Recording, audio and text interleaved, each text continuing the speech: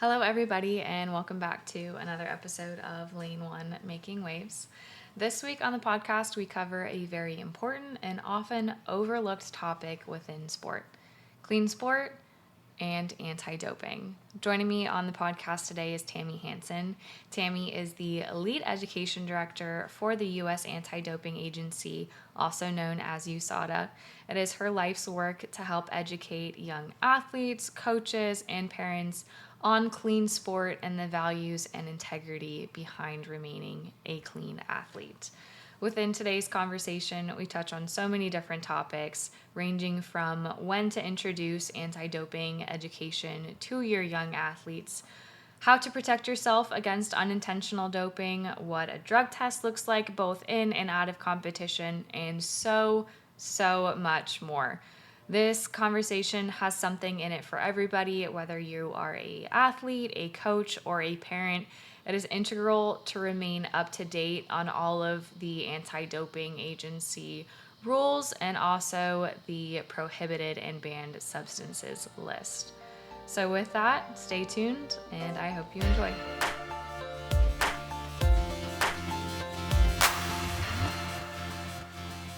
Wanted to take a second to thank Tammy Hanson for joining me today. She is the Elite Education Director over at USADA.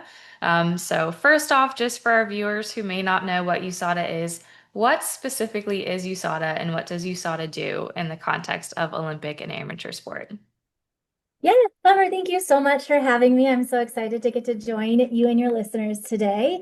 USADA, U.S. Anti-Doping Agency, we're responsible for all of the clean sport education, drug testing, results management, science, and research for Olympic, Paralympic, Pan American, and Para-Pan American Games. We are actually mandated by the government to do that. And we work with really any athlete that is a member of a national governing body. And we also have some client opportunities. So if there's a sport out there that doesn't fall under the umbrella of what I just mentioned, sometimes they'll contract us to do their testing or education and results management too. Awesome. So your role as Elite Education Director, what does a typical day or week look like for you in that role? Yeah, every day is different. And so that's something that I absolutely love about it. Sometimes I'm, hopping on a plane and I'm traveling to go educate athletes or athlete support personnel. So obviously I'm here in Colorado Springs. That's where USADA is based, but not everybody comes to Colorado Springs all the time. So we do education throughout the United States. You'll constantly see our team out there traveling. But most importantly, my responsibility is to really set the strategy for how we're going to get everyone educated. As I know, there's so many, rules and nuances, and our primary goal and desire is to make sure that every athlete who is subject to drug testing knows those rules, knows what the resources are that are out there. And so we're constantly looking for different strategies to engage athletes and to teach them to make sure that nobody ever accidentally tests positive. Yeah, and that's such an important role, especially in the world of sports. There are so many little things out there that athletes may not know may cause them to test positive. And so having someone in your position and having you USADA to kind of help guide these athletes is so important and such valuable work. And how did you get into the field of anti-doping education? Was there a particular moment or experience that drew you in? Yeah, sports has always been a big part of my life and my family's life. So, growing up, we always had to be part of an extracurricular activity. We got to choose what that was. And so we were a multi-sport family. So, whether I was trucking over to one of my brother's baseball games or participating in sport myself, like it's just been a really core foundation. Both my parents, were athletes as well. And so, sports has always been important to me. When I came to Colorado Springs, I worked for an organization that had a really strong community impact. So it was really impactful local to Colorado Springs. And I knew that I really wanted to look for more of a global impact. And I had a friend who worked at USADA, and they just told me about the values and the culture here. And I knew that it was a place that really closely aligned with my values. And I knew that I wanted to make a bigger impact on the world. So that was kind of the moment they had this position open. And I said, okay, that's where I needed to go if I'm going to make a larger impact. Yeah, absolutely. And I mean, being involved in athletics from a young age, sometimes as you get older, I know it's hard to get away from sport just because of all the experiences and opportunities that it does present to young individuals. And it's something that really stays with you for life. And it's something that is so holistic. There's so many pieces to sport and to safe sport, sports psychology, nutrition, USADA. There's so many pieces that make the whole athlete that sometimes when you are an athlete, you tend to forget about. And so having that lasting impact is so special, and it's so, I'm honored to kind of pick your brain a little bit and help educate our viewers. So kind of getting into that education. At what age or competitive level should the anti-doping education begin for our athletes? Yeah, so there is no minimum age for testing. It's really about where the athlete progresses within their athletic journey. So our response is early and often. We have a wonderful character development youth sport initiative called True Sport, and lots of really, really great topics on character development. And it talks about, healthy body image and bullying and hydration and nutrition and all of those core topics that you mentioned, about the holistic approach. And so the goal would be that if we can teach young athletes early all of the tools and the tips and the tricks that they need to be a healthy athlete in an inside and outside, then by the time they get to that elite level, they wouldn't even consider using a performance enhancing drug because they have the culture. And I would say swimming in the United States definitely has that culture too of, really focusing on those key character development areas. But to that point, then once they really do get to be more elite, they're in those team development camps, they're attending some of those national championships or even international, that's when they're likely going to see the clean sport or the drug testing start to occur. So Mhm. as a youth athlete, besides really honing in on some of those really great character areas, the other things that athletes can do to kind of get prepared for when this time could come are starting to really check medications. Athletes are kind of surprised to find out that there are over 300 substances on the prohibited list. Oh, So wow. oftentimes they're like, oh, I would never use a performance enhancing drug, but Yeah. they don't recognize that a lot of common over the counter medications and prescriptions that they might be prescribed by their doctor could lead to a positive drug test as well. So getting used to using globaldro.com, which is our way of checking prohibited substances, is just a really great way for athletes to kind of start. And then also starting to do some research on dietary supplements. Those Mhm. are risky and they're not, pre-market regulated by the Food and Drug Administration. And so as athletes start to decide what they want to take and how they want to manage their nutrition, being educated in that area is important as well, regardless of the age. So there's no minimum age for testing, and no minimum age to start giving them the knowledge and the tools that they need. Yeah, absolutely. I mean, exposure is key. And like you said, hearing that there's over 300 different substances that are banned, I mean, I don't know if I'd be able to sit here and list 10. And we are in a day and age where there are so many substances kind of out there, with pre-workout and different protein powders. People may not realize, but those are also, considered supplements. And it is difficult as a young athlete to navigate that world without the proper education and the proper exposure from a young age. Is there a different approach to different age groups that you educate? So high school and elite level athletes, are there different approaches that you utilize? Yeah, absolutely. So the World Anti-Doping Agency came out with some international standards of education several years ago in 2021. And so we've really started to implement those standards, of course. And part of those include, what type of modality of education do you want based on the audience? So for some of them, it's more awareness raising, where you're just having conversations, letting them know that this is happening. And again, using some of those character development pieces to talk to them. So instead of don't use performance enhancing drugs. We might talk about healthy decision making and make the right choice. So that way, as they do evolve into high school and might be, more subject to the drug testing, that's the point where you say, okay, there are lots of substances prohibited, and we're going to go ahead and start like educating you on what those look like. So the education itself, like at its core, is kind of the same, but the approach evolves as they get older.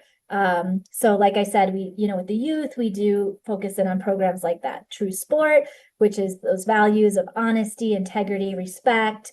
And we do that through a lot of engaging camps and discussions and lessons.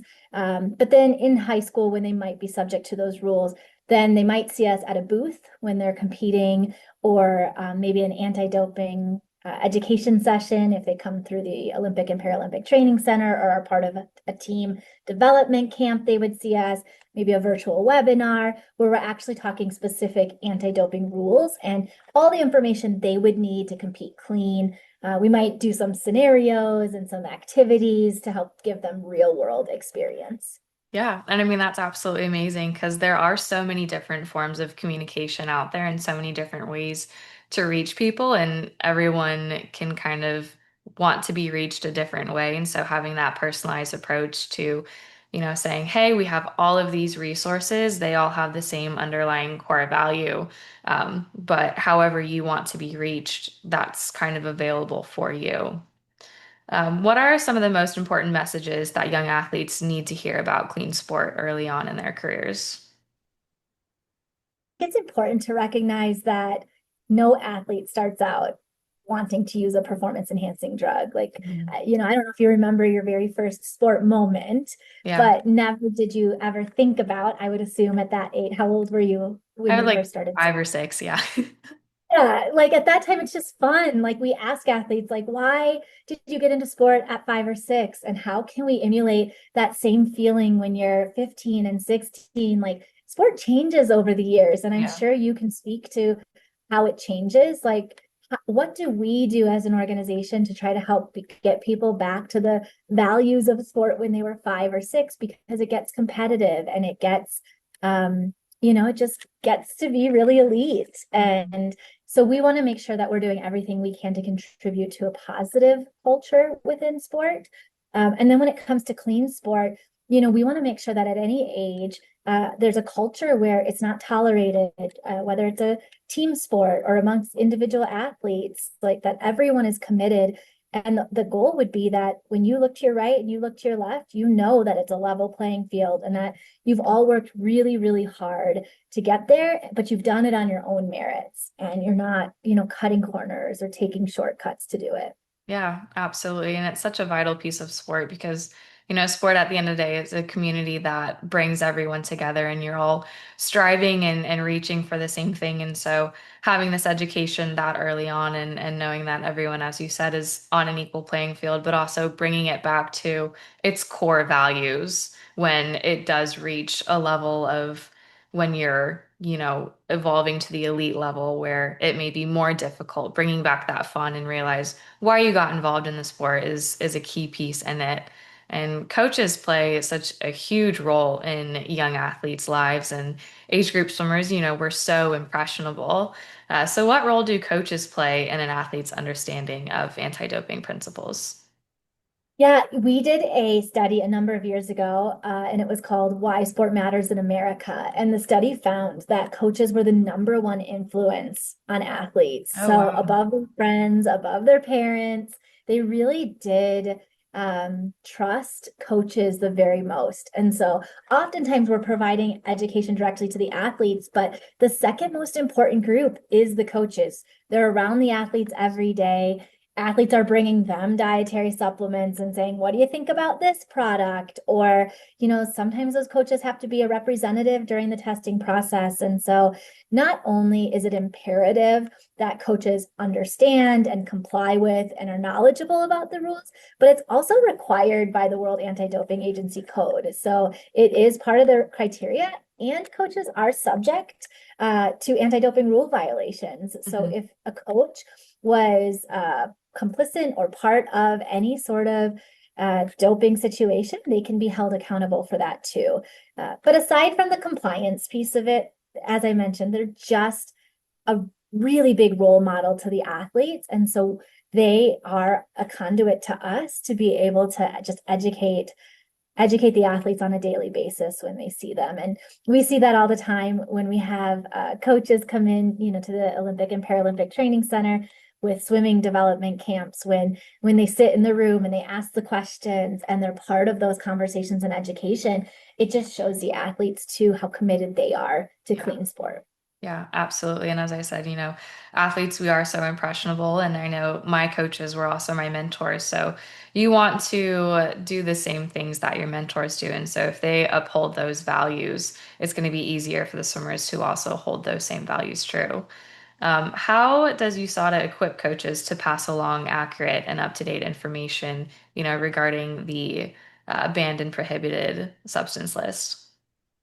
Yeah, so we have a lot of resources on our website. So we have a handbook and pocket guide. We have a nutrition guide, supplement guide. So lots of materials. As I mentioned, a lot of coaches are part of our education sessions face to face. Hmm. So that's great. They're kind of ready to go and knowledgeable. But also, one thing that USA Swimming implemented a couple of years ago, which has been really great, is that all coaches also take an e-learning tutorial to make sure that they understand and know what the resources are that are available. So the same time that we're educating athletes on global dro and checking medications and over-the-counter, substances, we're also educating the coaches as well. And there's just been a really big buy-in on the education piece from USA Swimming. So we really get access to those coaches. And it's just been great to see, again, their willingness to support. Yeah, no, absolutely. And kind of bouncing off the coach's educational aspect, what resources does USADA provide for our young athletes, parents, and are they publicly accessible? I know your website is a great, great resource, so I highly recommend everyone going there to check it out. But are there any other pieces of information kind of out there? Yeah, absolutely. So the website for all of that, like clean sport, anti-doping resources. But if someone has listened in and they're like, I like this character development stuff, truesport.org is the place for that. So again, we kind of tailor that content to athletes, parents, and coaches. And there's tons of information there, lots of content that gets shared out, and articles, blog posts, and a lot of Olympic and Paralympic athletes who are willing to share their stories Hmm. on various topics like bullying and how they overcame that. And so if it is a coach listening and they're kind of struggling with something on their team and they really want some additional resources, that's just a great place to go. The content's there, it's free, to everyone. And we just, again, really want to impact the youth sport culture. Yeah. And, education is something that can't be taken from you. And there are so many pieces as a coach and as a parent that, you're kind of learning for the first time as your young athlete is going through the steps. And so I can't recommend enough just, doing a little bit of research on whether it's nutrition, whether it's sports psychology, whether it's development, just to make sure your athlete has resources that they need to kind of evolve throughout their career. Kind of moving on into some misconceptions. So, what are some common misconceptions athletes or coaches have about doping or anti-doping rules? Yeah, that's a really good question. I think um some oftentimes, like I said, they don't know that something was banned. So when I Mhm. said, I kind of saw a little reaction when I said 300 Yeah. substances. Oh, wow, I didn't know that. I didn't realize, and I think when they're sitting in an education session and we talk about a specific substance and they're like, oh my goodness, I didn't even know that. Like I didn't realize. And so I think that that's something that we really try to get out there with the education. Another one is strict liability, which is that athletes are strictly liable for anything that goes in their eyes, ears, mouth, nose, or skin, Mhm. regardless of how it got there. So just being diligent and understanding that ultimately they are responsible for that. I think another one, people are surprised or just think that all natural or herbal products or vitamins and minerals are safe to use. I think this is probably the biggest one. Like if it's on the store shelf, it must be safe, right? Like Yeah. someone's checked it, it's got to be okay.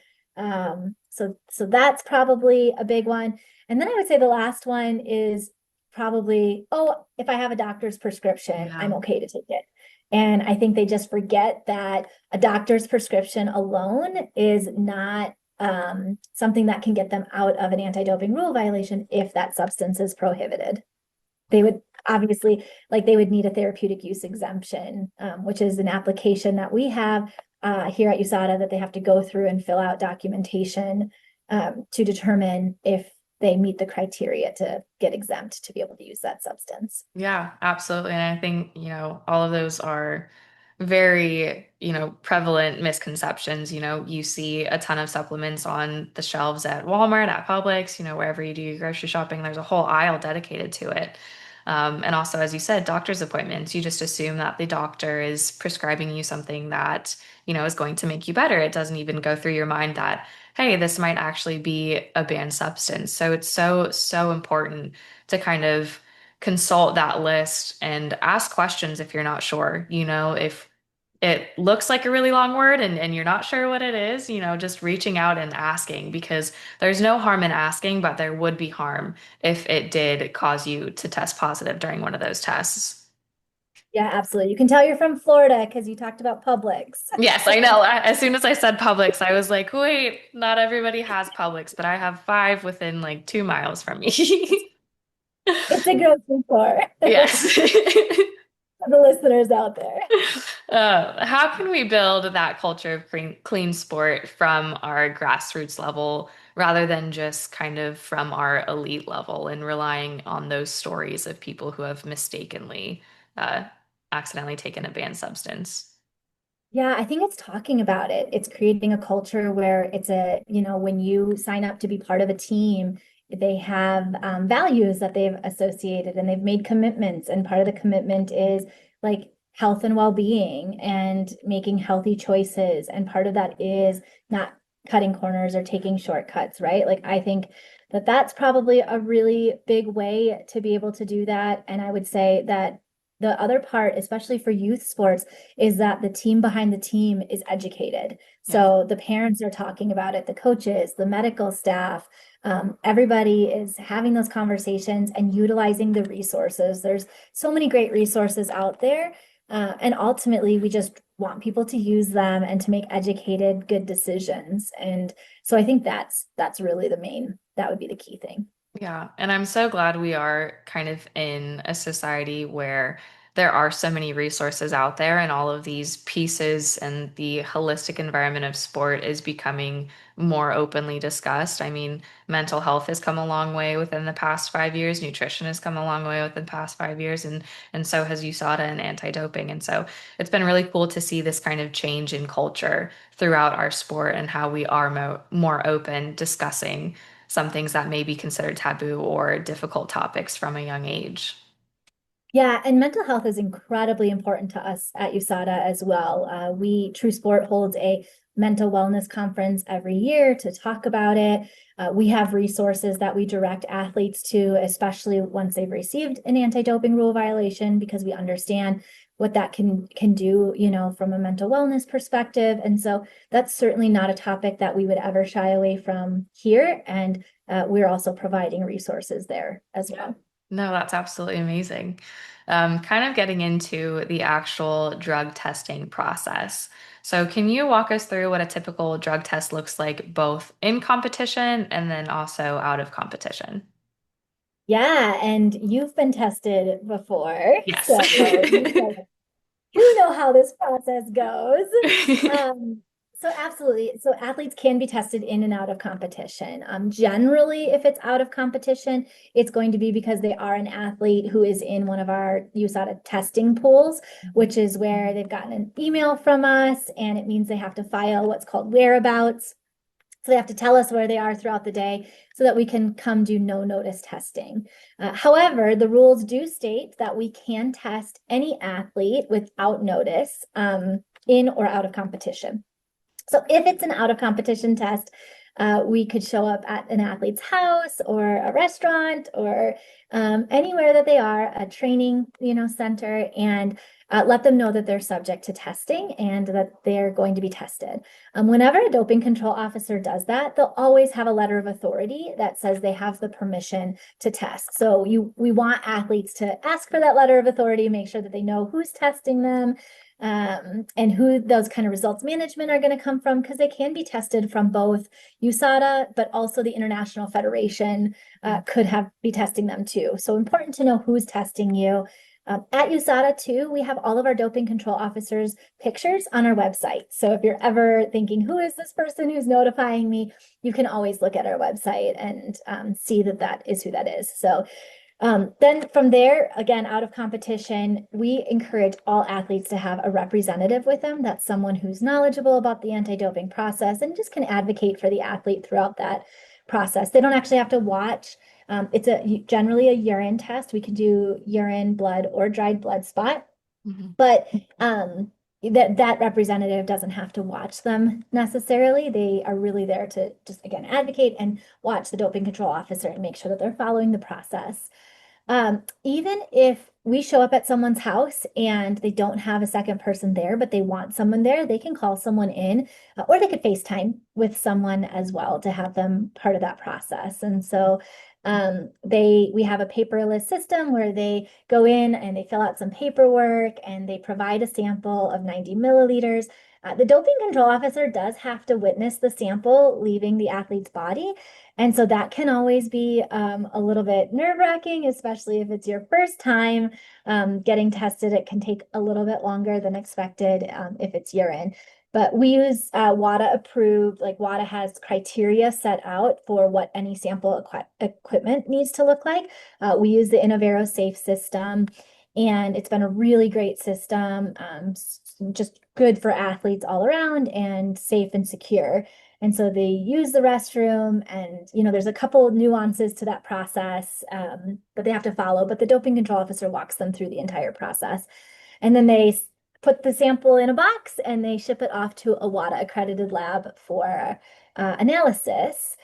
And at that point, USADA, within about 6 to 8 weeks, will give the athlete the results back. And we always tell the athletes whether or not we found something in their sample. Most organizations are only going to tell athletes if they find something in their sample, but we do feel like that's really important to athletes' mental wellness to kind of have that bookend to say we analyzed it and we didn't see anything in your sample, so that they can take a deep breath and kind of walk away. And then they do have some paperwork that they fill out. And part of that paperwork does include declaring any medications or supplements that they're using. And this is just really important to the process.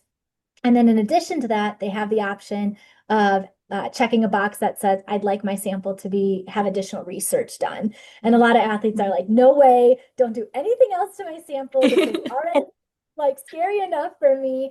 But the cool thing about it is if they do check yes to that, it really just furthers clean sport. Any identifying markers to that athlete are taken away or removed. So it would never tie back to that particular athlete, that part of the sample. It really is just used for innovation within testing methods or adding things to the prohibited list, things like that. So if athletes are thinking, what can I do for clean sport? That's a really good way, is to kind of check that box and say, yeah, I'm willing to do that. But athletes have rights and responsibilities throughout that process, and all of those are listed in the pocket guide. So I always encourage, like I said, it's on the website, but anytime an athlete gets tested, I encourage you pull up that pocket guide. It walks you through step by step the process and your rights and responsibilities. So if you have any questions at all, it's all right there, and really useful for the athletes to make them feel better. Our DCOs are also like phenomenal resources. So if the athletes have questions, they can ask as many as they want, and parents too. Any Yes. representative can just ask, ask, ask. We're happy to answer Yeah, and those I questions. can 100% attest to that. My first time getting drug tested, I want to say I was 12 or 13. And we lived in an apartment at the time, and they drove up to the front gate. They said, "Hey, we're here from USADA. We're looking for so and so." And I was so nervous that it took me about 2 hours to produce an adequate sample. And so during that time, my mom became best friends with the officer, was just asking questions. I think we gave them dinner. And I was like, Oh, gosh, my mom's embarrassing. I need to get them out of here. But the process is super simple, and everyone within the process, they're only there to help you. And so asking Yeah. those questions and being informed, it was a great process. Again, I got a friend out of it. Um, and so, yeah. Well, I know, but sometimes athletes are like, thinking embarrassed by their parents, or they're like, stop asking all these questions. But the DCOs don't mind, and we like the questions, no matter, what the question is. It might be embarrassing the athlete, but it's not Yep. embarrassing us at all. And it's something the athlete might not have thought about. So they could, easily get like more educated through that process as well. And in competition is relatively the same, other than that would be like on the pool deck. A doping control officer is going to notify an athlete once they finish competition, and then they're going to have to go to a location within that facility that's designated. And they do have to report immediately unless they have a valid reason for a delay. But again, finding that representative is really important.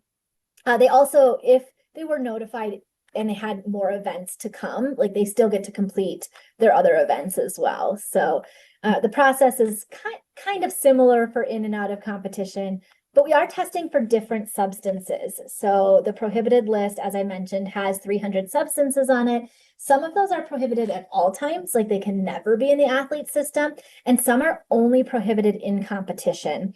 And in competition means that it can't physically be in the athlete system at 11:59 the night before they compete, all the way through the day of competition and any sample collection after that competition. So it's not when they actually took the substance, it's when it's in their body.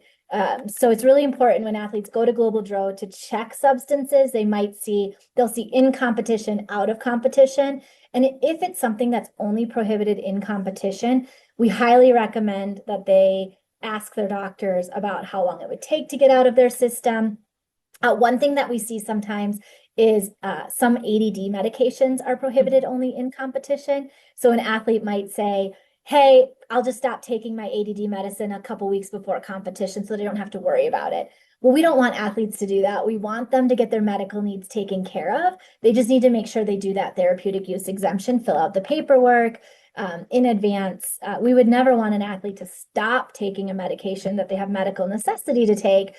We just need to make sure that they do go through the right steps to be able to do that. Yeah, absolutely. And I know just speaking to, on the pool deck after those high level meets, especially world champ trials and Olympic trials, you may see some officers following the athletes because the athletes, go to warm down and that officer will watch them just to make sure that they're not tampering with anything, just to ensure that, it is 100% clean. And so if you're at a swim meet anytime soon, or if you're in the bleachers, like keep an eye out and you can kind of see the behind the scenes of what's going on with each athlete. Yeah, for sure. And it is the athlete's responsibility. As I mentioned, there's rights and responsibilities. It's the athlete's responsibility to stay in direct observation of the doping control officer once they're notified. Yeah. So that's just important. How often would you say drug testing happens out of competition for our high level athletes? Yeah, so we have minimum testing requirements for athletes in our testing pools. And so it's just a minimum. So we certainly go, higher than that. But for our registered testing pool athletes, it's a minimum of 3 times per year. And for our clean athlete program, it's a minimum of 1 time. But of course, it goes, it exceeds that, of course. And you can actually go on our website and see athlete test history. So sometimes people are surprised to see that, but we feel like, especially in the US, it's really important for us to be super transparent. And part of that transparency is letting people know how often various athletes are being tested. And also, if some of these athletes are taking the time to have to do this, we want to show that too. If there's athletes who are competing internationally and they're winning lots of medals, we want to show that they're being tested regularly. Yeah, no, absolutely. And I know you spoke a little bit about the whereabouts system. I know anytime I'm with my brother or I invite him to dinner, he's like, hold on, I need to change my location. So could you speak a Yes. little bit more about that and what happens if an athlete does miss a test because they forgot to update their location? Yeah, I love that he's paying that close of Yeah. attention to whereabouts. So that makes me happy. Yeah, that is considered an anti-doping rule violation if we attempt to find an athlete 3 times in a 12-month period. Mhm. So if your brother forgot to update and we showed up and he wasn't where he was supposed to be, that would be considered a failure. And 3 failures in a 12-month period results in an anti-doping rule violation. So an athlete could be sanctioned for that. And obviously, we never want to see that happen. We want to make sure that we are catching people who are using performance enhancing drugs or evading a test. Like, that could be a way that someone is trying not to get tested by not being where they're supposed to be. But sometimes it is just a mistake. Like athletes have very, very busy schedules. Or sometimes, it's just when they're new to the testing pool, understanding the process. So one of the things that we implemented before Paris that really worked, so we've continued doing it, is whereabouts calls. And what these calls are is as soon as an athlete gets one failure, we offer to them an education call where I sit down on a Zoom meeting and I talk to them about like what happened and tips and tricks to ensure that it doesn't happen again. Because I would never want an athlete to be at like the biggest games or competition and have two and be so stressed out about getting a third that they don't like that they're just worried about that instead of competition. So again, kind of going back to the mental health piece, we want to do everything that we can to reduce their anxiety in that area. So from an education perspective, that's one of the things that we're doing. Yeah. And it is a partnership. The athlete does have to take that accountability. And it's nice to know that those resources and those phone calls are offered to them because more often than not, at least with the whereabouts system, it's because an athlete forgot that they were going to be a certain place at a certain time and it just slips their mind. And so it's nice to know that, at the end of the day, you are held accountable, but there are resources to help make sure that you are okay and that you're in a position to succeed moving forward. Absolutely. Yeah. Yeah. Yeah. Why do some athletes test positive without intending to necessarily? And what are some common risk areas that you see? Yeah, so dietary supplements are absolutely the biggest one. And so because they're not pre-market regulated by the Food and Drug Administration, we can see cross-contamination in those, substances or maybe not even just cross-contamination, but maybe deliberately those products were, the substances were put into those products. And so I would say that's the biggest risk area for athletes to unintentionally test positive in the area that we really work hard to educate athletes on. Because when we do those education sessions, most athletes are really surprised by that. They're surprised to find out about the risks that can be associated with dietary supplements. And then I would say the second part is, as I mentioned, just forgetting to double check global drill. Like, they got a doctor's prescription, they thought that they needed that substance, so they just started taking it without doing the necessary research to make sure that it wasn't a prohibited substance. Yeah. And how can athletes protect themselves from unintentional doping? Are there any strategies that you recommend? I know we mentioned referencing the prohibited list, but are there any other resources that are out there? Yeah, USADA does recommend a food first approach. So wherever possible, if athletes can get their nutritional needs met through foods, that is going to be our primary recommendation and what's going to keep them safest in that area. And again, we have that nutrition guide and supplement guide on our website. So really great areas for them to look at. But if an athlete does choose to use a dietary supplement, despite the known risks, using something that is NSF certified for sport is going to significantly reduce their risk. So NSF certified for sport, any product that's on that list, they've actually taken those and they've done batch testing. Okay. It is important to go directly to the NSF certified for sport website to double check that those substances or supplements. And I also know that like NSF keeps some of those batches for athletes specifically. So you can always contact them to kind of get those or to see if they have any. The other thing is that their app has a barcode scanner, so you Oh, can that's scan wonderful. dietary supplements as well to see if they come back as batch tested. So that's kind of the best way to reduce their risk. That certified for sport is the most important part because certified for sport means they're actually checking it to the banned substance list. So food first, NSF, and then of course just checking everything. at Global Dro. I would also say something that I haven't said yet is educating their doctors. Mhm. So any athlete that is a member of a national governing body, so any athlete member of USA Swimming is subject to testing. So having them like educate the people around them, let your doctor know that you're subject to these rules so that they can help you navigate, maybe permitted alternatives, things you can take. Yeah, absolutely. I know when I was younger, my parents and my doctor's appointments, my dad would always be sure to mention, he'd be like, she's an athlete. Like, is there a potential that this would show up on the list? And so he did a great job advocating for me because I know some of our younger athletes may not be as outspoken or maybe a little bit shy when it comes to speaking to their doctors. So having people in their life that can also advocate for them and are also up to date on the list and the need to know. And I know we Totally. spoke briefly about the TUEs. Could you explain what a therapeutic use exemption is and when an athlete might need one?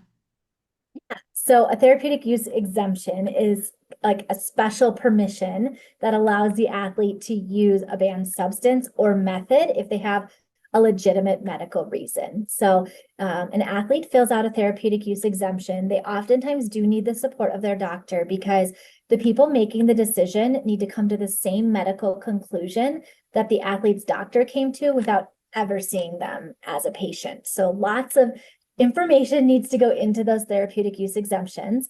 And once it's submitted, USADA will check it out to make sure that it's complete. Once it's complete, it actually goes to a team of 3 independent doctors. So we have what's called a TUE committee. These are doctors that independently review the case, and they make sure that the information, the justification, and the reasoning meets the criteria that are set forth. So again, it's not just given. We have to ensure that there's medical necessity, that there's no other permitted alternate substance that the athlete could take. They have to be able to demonstrate that the dose that they're taking it is just going to bring them to like a normal state of functioning, not give them a performance enhancing benefit. And prior use does not just give permission to grant the therapeutic use exemption. So there is criteria that needs to be met. And if that is the case, then an athlete would be granted a therapeutic use exemption. And then all of those are also reported to the World Anti-Doping Agency, again, just for transparency across the globe and making sure that people are using the process the right way. Therapeutic use exemptions do have expiration dates, Mhm. so you get to use it for a certain amount of time. And again, because of that independent team of doctors that has to review it, we do encourage athletes to do it with 30 days in advance because it does take them some time to review. Sometimes we have to have some back and forth conversations about it. So that's really important, but that's how that process works. And one other thing, if you're just curious about who's applying for TUEs and what the substances are, our annual report just came out, and that actually there's a section in there on therapeutic use exemptions and what people are applying for and how many are granted and how many are declined. So if you're that interested in clean sport, that's a great place to kind of pop over and see some of those results. Yeah, absolutely. And I mean, that's amazing. Just A, the transparency, and B, how extensive the process is, just ensuring that those substances are in fact needed to reach that level of normalcy and not just to kind of get that competitive edge. So it's really, nice to see how extensive USADA goes into ensuring that our athletes are doing it the right way, but also that they're okay. Because there are some medications, I know ADHD medications that help our athletes function to be normal and are needed on a daily basis. And so having some of those therapeutic use exemptions are extremely important, and knowing that there's a process out there for our listeners is also very important. Yeah, and I should also say that as I mentioned, it's a big document. You need some doctor help support. So we also have a pre-check form, and our pre-check form is like 10 quick questions. If an athlete thinks they need to take something prohibited or they've gone to Global Dro, they can also just go do the pre-check form first. Mhm. And again, that takes them like 2 to 3 minutes to fill out. And a member from our team will get back to them within about 3 business days to say, yes, you need a TUE, or you don't need a TUE yet based on your competition level. Here's how we would handle this situation. So that's a really good way to kind of quicken the process. And it gives the athlete reassurance. Okay, I've contacted USADA. I know that I don't need it yet. I'm okay. Or, oh, I do need it. I better get on this quickly. So also know that that's just a quick resource for athletes too. Yeah, absolutely. And it goes back into if you're ever unsure, just do a little research just to make sure that, you're not doing anything you're not supposed to. How does USADA handle cases where an athlete may have made an honest mistake, whether there was a batch that was, corrupted, and what's the balance between that accountability and education? Yeah, so we know that that happens. Like honest mistakes do happen, and I think that's the toughest part for athletes and for USADA when that does happen. And so it is up to the athlete to kind of prove that that mistake had happened. And so it's a minimum 4-year sanction for anyone who is committed an intentional anti-doping rule violation when they go through the process of a sanction if we've proven that it's intentional. Unintentional, it can be far less than that, all the way as low as a public warning, but sometimes it's a couple of months. But it is the athlete's responsibility to prove that unintentional piece. So if it was a dietary supplement, for example, they need to be able to source the supplement, where it came from, where they think that that had happened. Showing that they're checking things on Global Dro shows good intentions, that they're trying to look up substances and see what they look like. I do encourage athletes whenever possible to keep a little extra of their dietary supplement in a Ziploc bag, write the name of it, the date that you were using that, because again, if that were to come back as positive, that's just one way that you're able to prove this was unintentional. And so if the athlete is able to show that, then there is a reduction in sanction. Yeah, and that's a great piece of advice and something that like I hadn't thought of just keeping an extra dosage of your medicine because as you said, it is on the athlete to ultimately prove that, it wasn't in your intention to ban, but it may have been the batch was contaminated with something else. And if you don't have proof, then unfortunately you're facing that 4-year ban. Yeah. And sometimes medications you have to take the full dose. Like that's part of the medicine is to, do that. But even taking a picture of the bottle Yeah. or, saving the bottle sometimes is enough too. So like again, just some of those things and keeping track. We've had situations before where an athlete tested positive and they brought 20 supplements and said, okay, it's got to be one of these. Which one is it? And Yeah. like, oh goodness, like where do we begin? Right. So really just wherever they can be diligent, be asking questions. And I would say, like, whenever they're unsure, just pick up the phone and call us. We're real people. Here I am. And we're happy to answer those calls. Like clean athletes and athlete education is just so important to us. We want to do everything that we can to make this easier for clean athletes and harder for athletes who are using performance enhancing drugs. So don't be afraid to call us. We're here. We're ready to answer any questions. And we know that anti-doping can be complex. And so we want to answer those questions and we want athletes to feel confident in their ability to compete clean. Yeah. And at the end of the day, like I said, we're all just here to help one another. And so picking up the phone or just being proactive instead of reactive is the first step. And just having that ground and base level education for everyone involved in the sport is so important. So just one last question for you. What legacy do you hope to leave through your work at USADA, and what message do you want every athlete and coach to carry with them about clean sport? Yeah, that's a big question, the legacy question, right? I I just really hope that I was able to help athletes feel confident about their ability to compete clean.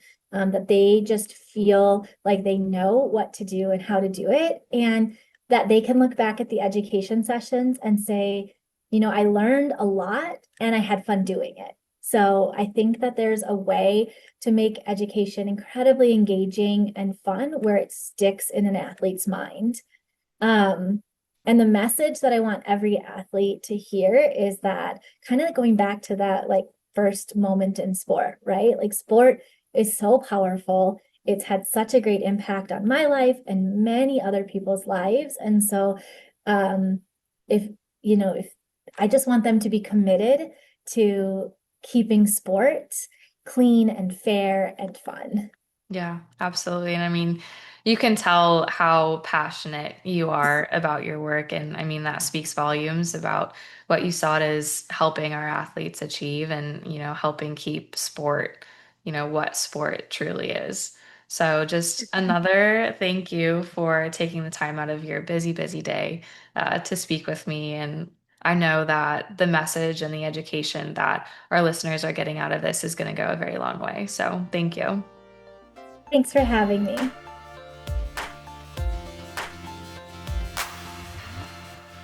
All right, everybody. Well, that wraps up this week's episode.